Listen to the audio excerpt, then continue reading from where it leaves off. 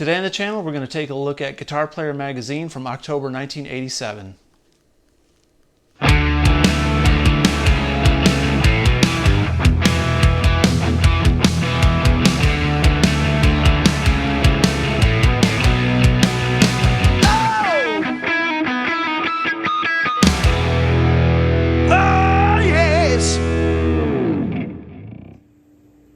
Alright, so here's Guitar Player from October 1987.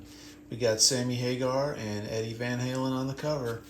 And looks like Ed's playing the bass. Ed played the bass on Sammy's solo album, so let's check it out.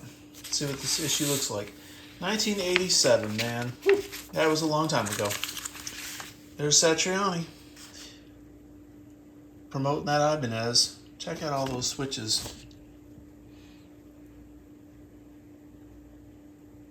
You got a HSS configuration on that. Interesting.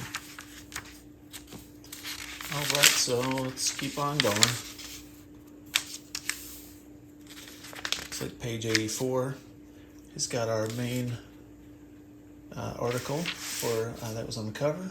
So let's check it out. What is this? Gibson basses. Look at that thing. The 2020 bass. I like that. That looks pretty cool. Got a Boss combo right there. Okay. Letters to the editor. Let's see what we got here. Let's see, yeah, back off. To the readers with nothing better to do than gripe, 2 requests. Leave Steve Vai alone. If he wants to do animal imitations and offbeat sounds on his guitar, let him. It's guitarists like him who carry their wonderful senses of humor into their musical talents and liven up this all too serious business. 2, leave this magazine's choice of featured artists to the staff. And don't whine if it's someone you don't like. One of Guitar Player's greatest features is its presentation of guitars from all areas of music. Let's see, that was Darren from Jackson Center, PA. He was hot, man. Glad he got his voice heard.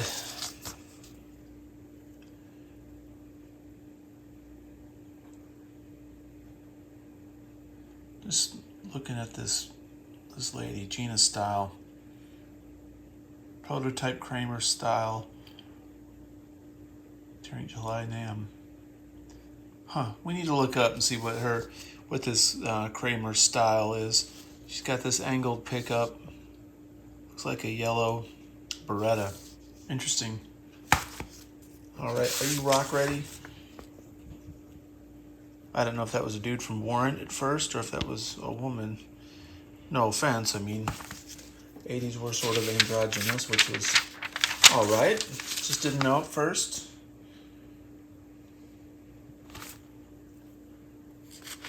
And that is old school. There's Richie Sambora. He's got the blue tassels. He's playing the KMD products. Cayman. That stuff was everywhere in the mid to late 80s. I don't remember seeing any KMD stuff in the stores. I guess I just wasn't interested in it. Maybe it was huge. Let me know in the comments. Does anybody have any KMD equipment? Or played any of it? The music world is looking for a few good ears. Introducing the relative pitch ear training course. Man, this stuff was everywhere. That was a big ad. They probably paid $10,000 for this ad, double page in color. They must have been making money. Look at this dude, Master Luthier. I string with D'Addarios. They're the only strings with superior structural and sound quality, as consistent as our instruments.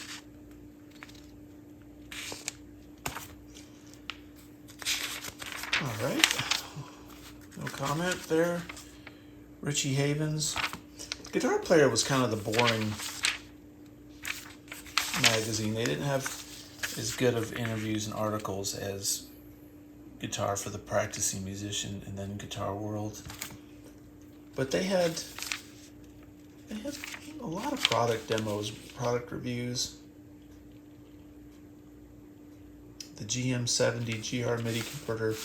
And Roland was really into the whole synth and MIDI technology. And MIDI stuff is just done. Well, not like totally, but MIDI keyboards, multi-timbral synthesizers and stuff. It's all MIDI through plugins now and controllers. All right, Mason Ruffner, Gypsy Blood. I have no clue. Kind of looks like that dude from Fast Times at Ridgemont High. You know, the dude when Phoebe Cates is getting out of the pool. He's in the bathroom. That looks kind of like that guy to me. Look at this guy here. A legal primer for the guitarist. The PV Pacer. That guy made bad choices all around, man. He's got that BC Rich Rave. Look at these tassels and stuff. He's got the half and half thing going on there. You don't have to be a lawyer, but know the pitfalls.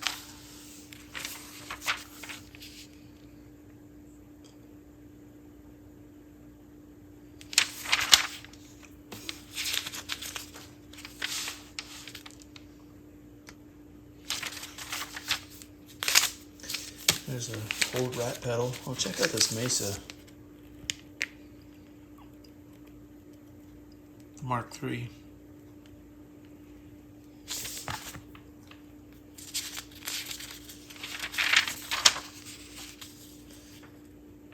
There's Holdsworth. Advertising Pierce G1 solid state. I swear some guys will put their name on anything.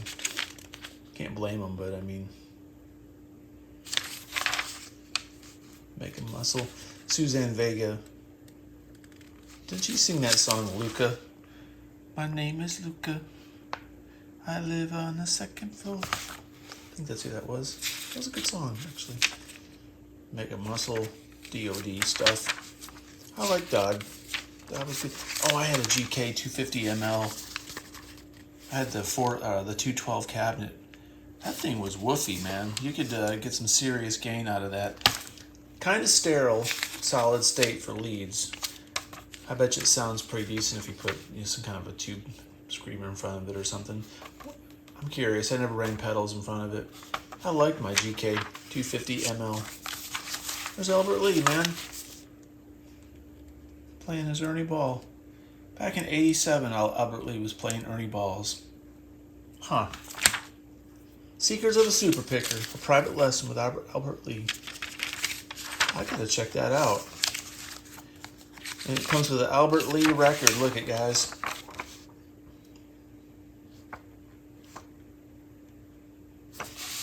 Keep all of your valuable Guitar Player sound pages in perfect order and condition with a sound page collector.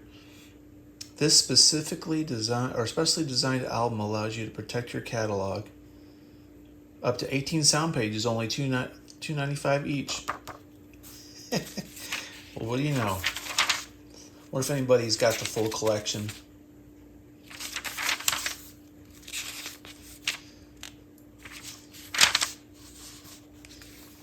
There's some more KMD products. They had stereo, chorus, distortion. They were into everything. Look at this Jackson Tremolo, the new Jackson Tremolo.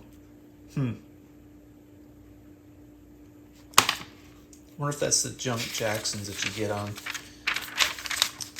some of them that are cheaper these days. Or if it's any better.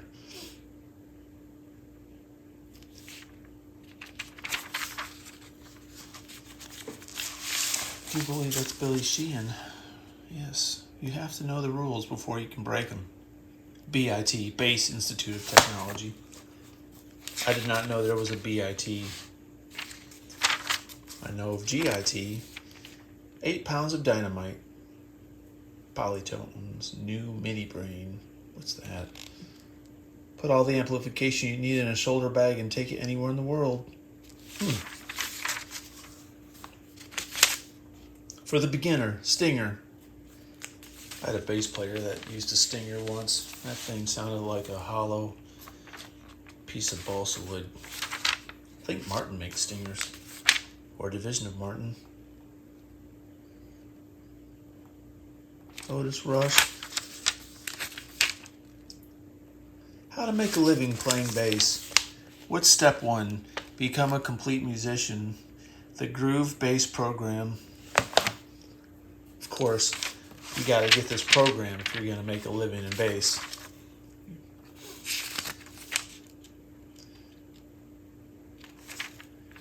Technical, a lot of ads, a lot of commercials in this thing, man. Not digging it.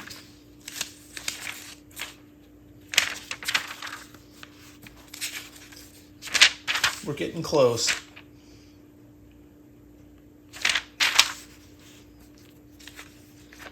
Washburn bass. Pakiti Kamalo. Oh, he played on Graceland by Paul Simon. That dude is a monster bass player. Ichiro Suzuki. Zen Tradition. Well, you got to give it to guitar player. They were pretty eclectic. And this guy's got sheet music to play stuff. And I would be willing to bet you 99% of the readers that read this magazine had no possible way to read this, because a lot of guitar players don't read music. I can read. It'd take me a while to master that, but I prefer tablature. Armed and Dangerous, RGX by Yamaha. That looks pretty good, actually.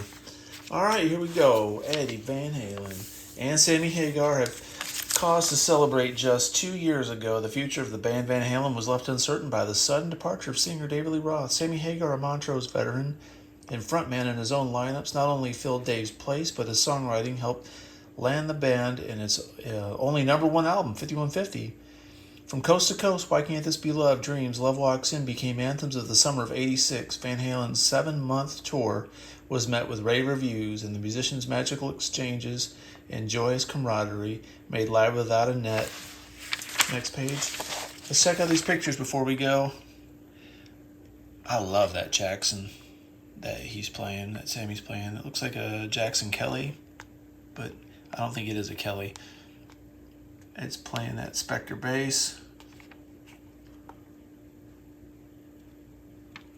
Cool.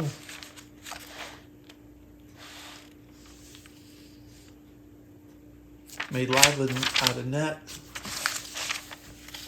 An outstanding concert video collaboration.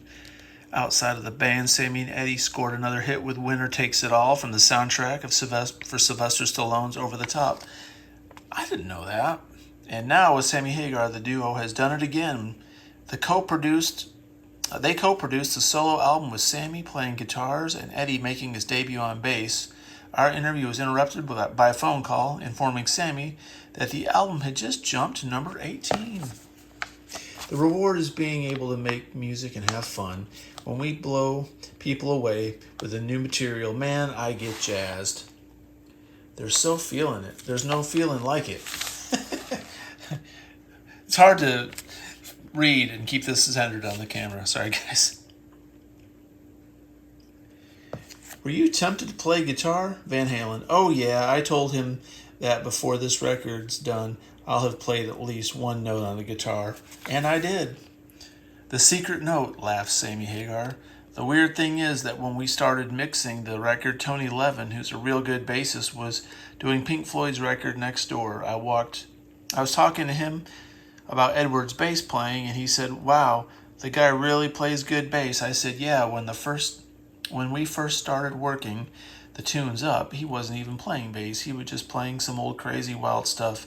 I said, hey, you got to start thinking more bass. he was jamming my tune, and I thought, man, there ain't no way. Eddie says, in the very beginning, I was going a little loony just for fun to see how far I could go, but I knew I had to do, I knew what I had to do to put this bass down.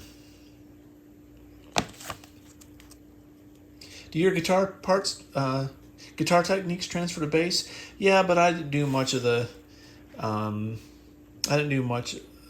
Sam's record. I just kind of played basic bass. Sammy says he has unbelievable chops. He's got very strong hands.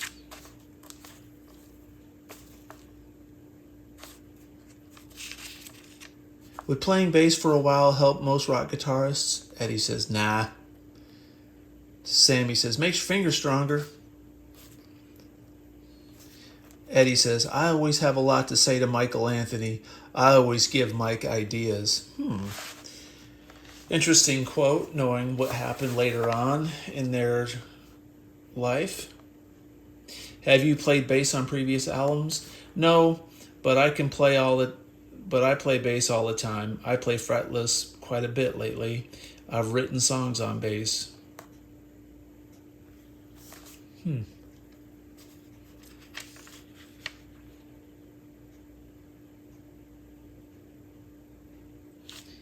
This is interesting. Billy Sheehan, he's good. I've known him for years. His band Talus toured with us. Steve Vai is good, too.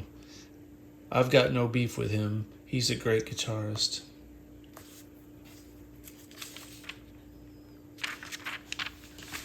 Look at this guy over here.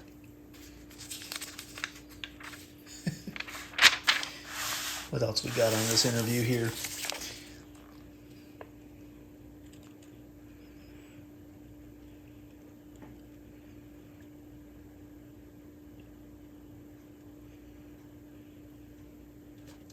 Just seeing if you guys can read some of this, kind of holding it still. This is say the mic was usually an inch or two away from the center of the speaker. Plus there were room mics too. If the sound is there, you throw some mics up. If the sound's good, you leave it in. If it doesn't, you change it. Does playing at a lower volume create a bigger sound on record? Eddie says no. Hagar says that's Tom Schultz's theory. That's neither here nor there, man. When you're close miking, it makes no difference.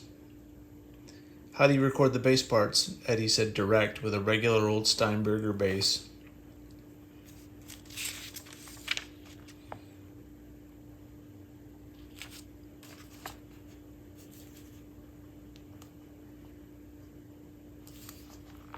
I've always used different guitars on every album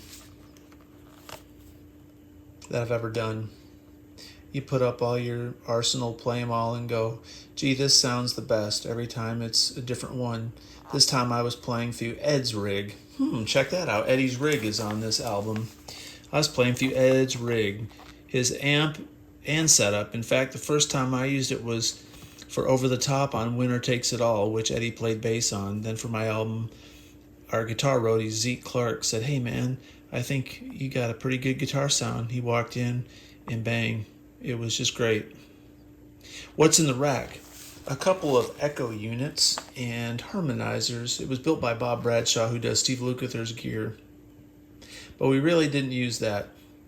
I mainly used the amp and the cabinet happening. That's the old 100-watt Marshall that used to be at the Rose Palace in Pasadena. That's my main amp. It was modified by Jose. He did something to it, but I don't know exactly what.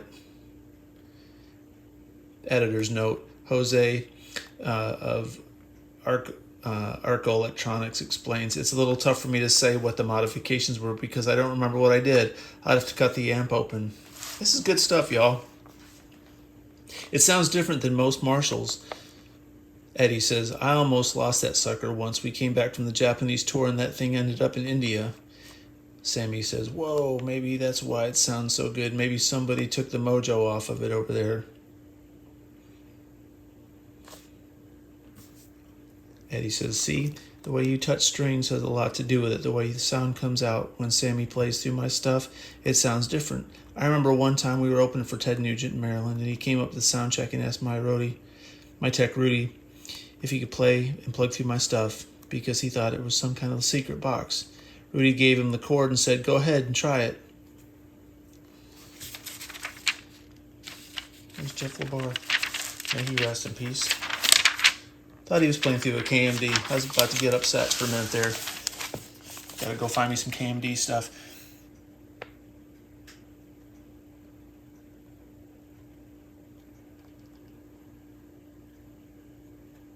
The time on stage is a very physical, draining thing. It's basic euphoria. It's fun.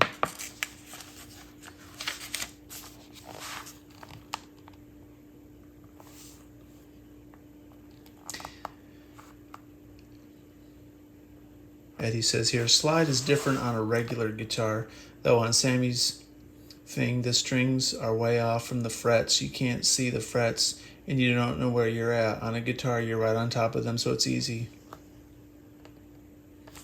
They're talking about slide guitar on one of the songs, I guess, or something like that.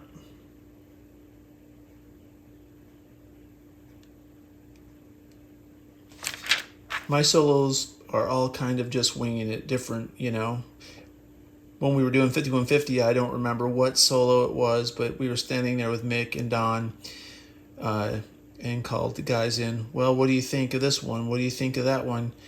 And Sammy says, it's tough because honestly, anything he plays is not just good, it's great. Eddie says, so I go, you want me to do some more? You guys pick. I like them all. Sammy says, as a producer, you don't know where to draw the line with this guy. Are there any open guitar tunings on Sammy Hagar?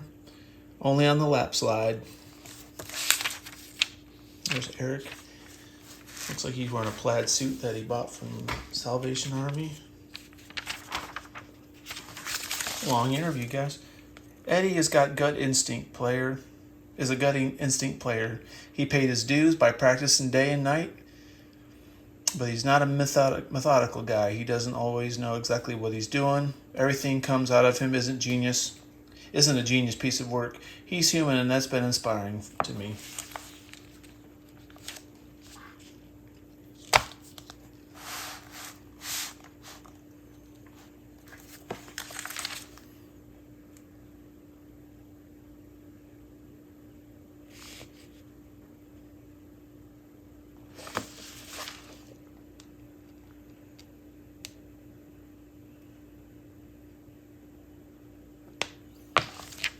Check this out.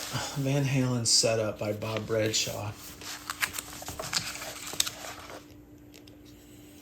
Eddie's setup is really quite simple. His Sony wireless plugs into a Marshall head that he uses to get his tone, his main sound. The Marshall head is loaded with a load box built for him, and it takes the place of speakers.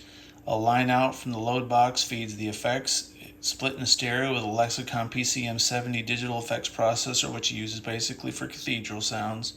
One side of the PCM70 is an Eventide 949 harmonizer and a Roland SDE 3000 digital delay. On the other side has the same thing, a harmonizer and an SDE 3000 by Roland. All of the outputs of these effects feed a Rane SM26 stereo mixer that allows you to pan effects left and right and center.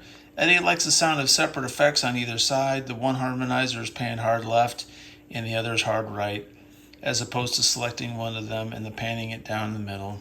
Then we go into a Rocktron RX2H exciter, which is used for the hush noise reduction function. It's not used for exciter. From that signal feeds HHV800s. These are 400 watts per channel stereo power amps. Then it goes to two 4x12 cabinets. The cabinets are wired at 16 ohms, so basically the amp is only pushing 100 watts per channel. There's a variac on the AC input of the Marshalls. This varies the line voltage. Eddie generally sets it around 90 volts, so the amp sees 90 volts AC instead of 110 or 120. At the effects rack that is feeding those power amps, the signal is also split several different power amps and cabinets around the stage, so wherever he is on stage, he hears the exact same sound that he has when he's standing in front of the pedal board. The pedal board has 3 rows of buttons that are presets for different combos of effects. He always works out the presets. He never goes to individual effects or anything in the system. He just has his 5 basic sounds. It's pretty cool info.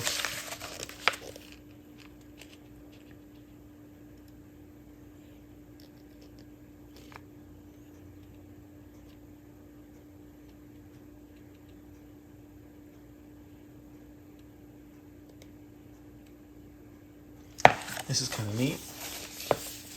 Hey, I don't think this last tour could compare to anything because of the anticipation and tension from the crowd at seeing this band for the first time.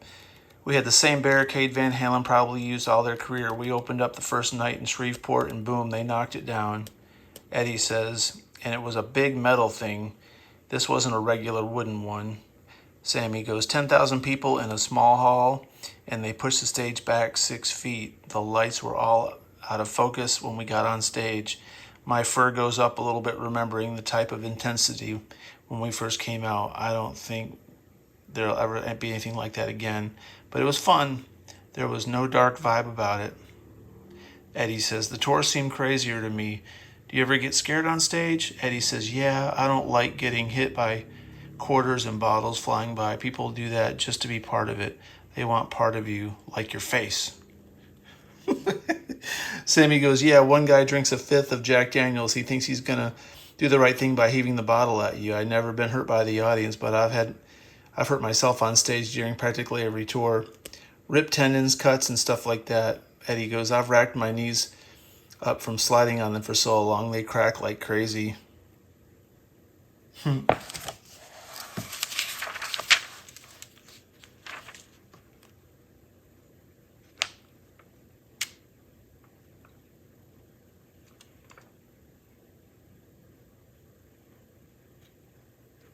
With noodling and stuff, crap, I can go all the way as high as I want, and he matches it.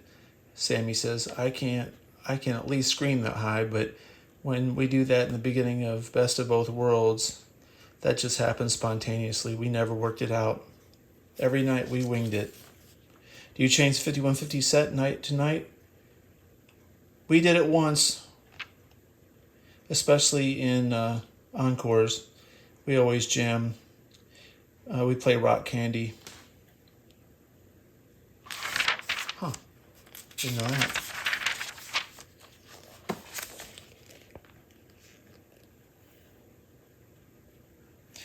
Sometimes I'd come out and you guys wouldn't know what I was playing. Eddie laughs. Sometimes I come out jamming a new riff.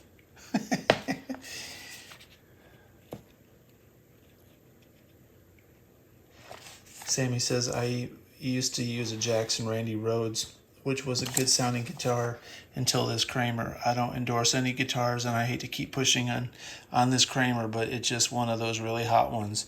Ed played it in the studio and said, wow, this thing is louder than mine. It's a powerful guitar. Every guitar is different. You can build them exactly the same, but they sound different. The neck is so right.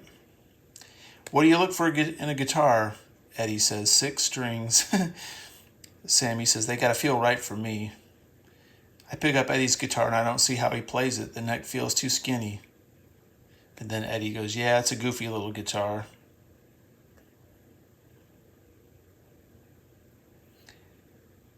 Sammy says, his strings are too high for me. You grab the wiggle bar and it's like, whoa, this thing isn't even connected. It moves about a foot before it does anything. Eddie goes, my bar is really loose. It just kind of wobbles.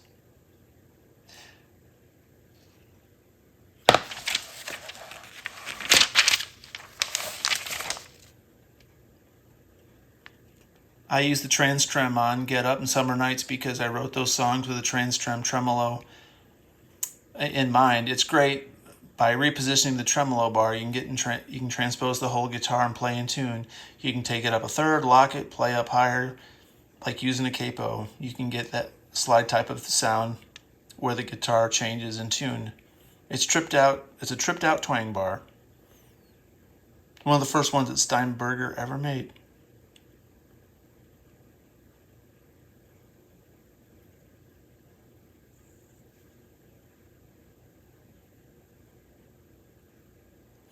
There are 2 or 3 nights on stage where Eddie stumped himself with that thing, locked it in the wrong place.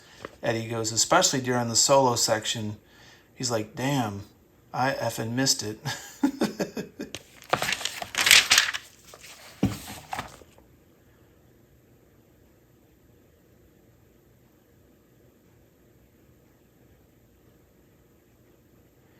Eddie talking about boiling strings. Ted Nugent talking about stuff here with Eddie, blah, blah, blah. Sammy says, hey, with as many speakers as he's got hooked up, I mean, there's no sanctuary on a Van Halen stage. You're either going to run into Al's monitors, Michael's bass setup, or Eddie's guitar amp. Singers have nowhere to hide. What's so weird is it's just 3 pieces, so it's all real separate.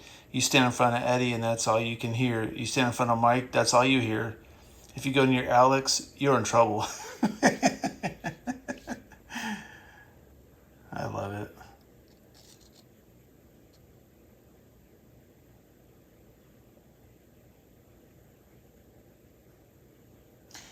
Are you troubled by ringing in your ears? Hagar, oh God, yeah, it takes a month after a tour. Eddie says, sure, I'm still hearing ringing now in my left ear.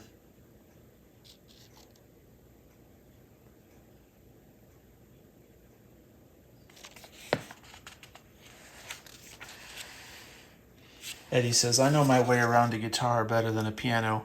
I can't improvise as well on piano, but I write a lot on it. All right, up here. I never really use the pitch wheel on a keyboard synthesizer because that's kind of like playing the guitar on piano. What's the point? It's like they're trying to make keyboards like guitars and guitars like keyboards. I guess they all have their place.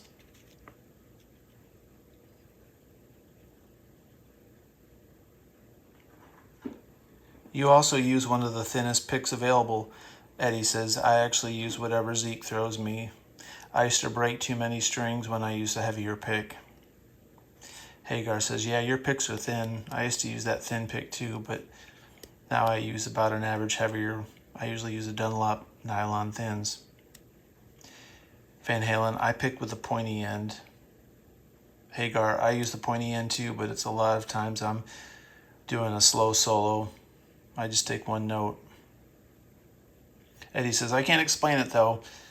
I learned stuff like that by trial and error. If you start with an octave, they're all in the same place relative to the octave. If you're playing an E, they're in the same place. If you move up to G, they're all in the same place.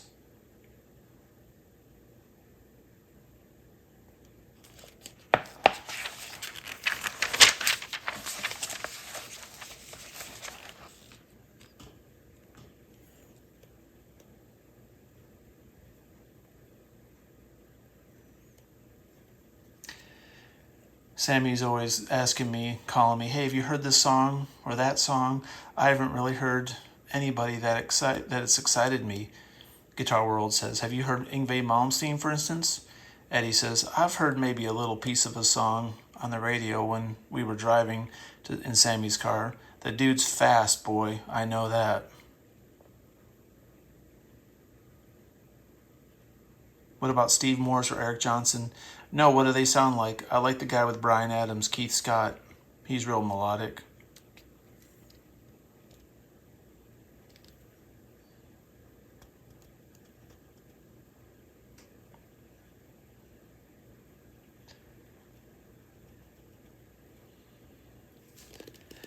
Sammy says, a long tour gets pretty tough. Eddie says, you have to play the same songs. You've got to play the new album. Sometimes you don't feel like playing the new album. You feel like playing something else. Sammy goes, but a good magical night on stage is pretty exciting.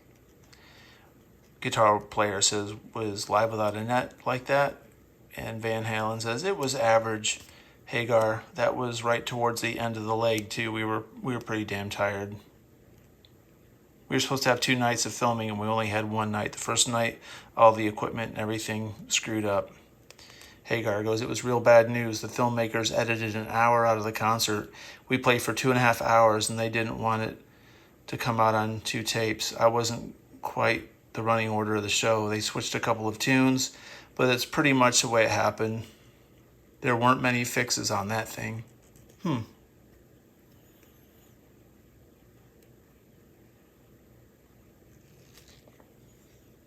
Are either of you working on any outside projects? Eddie says, Van Halen's it. The only reason I work with Sammy is because he's part of Van Halen. Has the fact that 5150 became a #1 hit or album create any pressure? Eddie says, the last one, 1984, went to #2. To me, having a top 5 album or whatever is the same as 1 or 2. Same amount of pressure. It doesn't change anything. Eddie says, all of our songs come together fast. Do you know when you hit the right one, says guitar player? I know if I like it, but I don't know if everyone else is going to like it.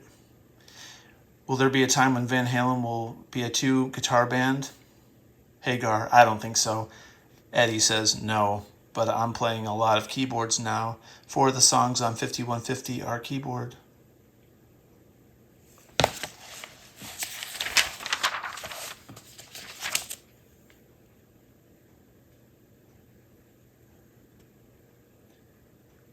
Eddie says he never uses a strobe tuner.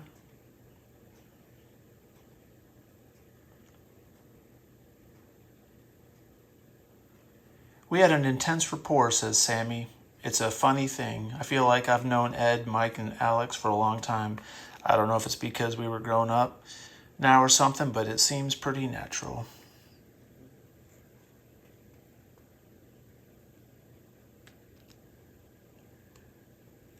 Does the fact that you are held in such a high regard by other musicians cause any pressure? Eddie says, nah. Hagar says, isn't he a terrible interview? Eddie goes, what do you want me to say? It really doesn't bother me. Hagar, it was a heavy question to me. Eddie, I don't know what the heck you want me to say. I don't think about it really. Do you have to protect your reputation? Says Guitar World. Eddie, no.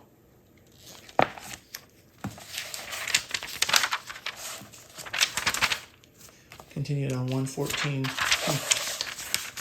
That was really cool. We'll kind of blow through the rest of this.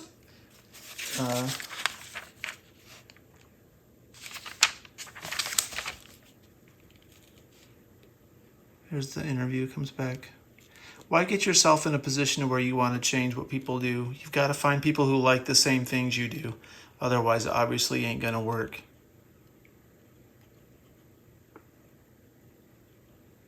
Eddie, back in early 1980, you said that at least you thought you had another 2 years at the top. And now, 7 years later, Eddie goes, I'm still happy, and laughs. And that's it. I'm still happy. 87. We're just about at the very end of this magazine. What a great interview, y'all. That was really, really good.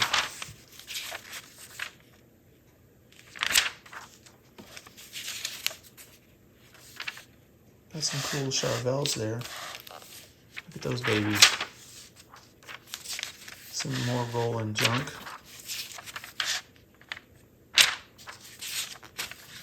Some Collins.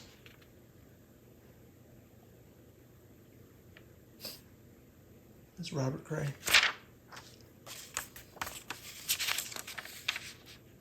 Warren D. Martini from Rat. Snakeskin guitar. Andre Segovia. We got Tiesco Del Rey.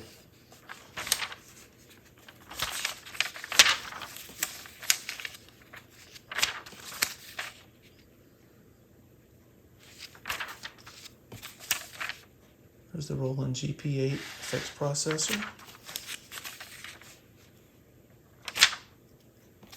There's more AMD stuff. The GS130D amp. Thing was $799.50 retail in 1987. That's like $2,000 today. I gotta do some research on KMD. I am intrigued. Here's the spotlight. Before we go, that dude's 19. Steve Umet, San Ramon, California. Influences: Tony McAlpine, Dean Farley, Yngwie, Baroque music. I'm so sure he's influenced by Baroque. Guitarist Ernie Jackson. Look at that instrument. He's in Staten Island. He's into progressive rock. Dee Miola, Steve Morse, Robert Fripp. Or if he watches Robert Fripp's YouTube channel now. And there's John Onder. Look at him doing the tapping there on the bass. He's got someone else holding it, got their hand around his back. Looks like he's got 3 hands. Influences: Yngwie, Billy Sheehan, Jeff Berlin, classical music.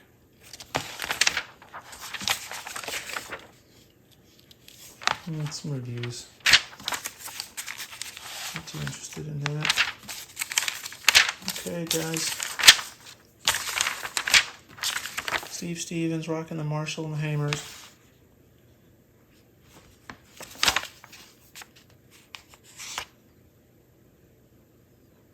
Jeff LeBar, Kramer ad. Cool.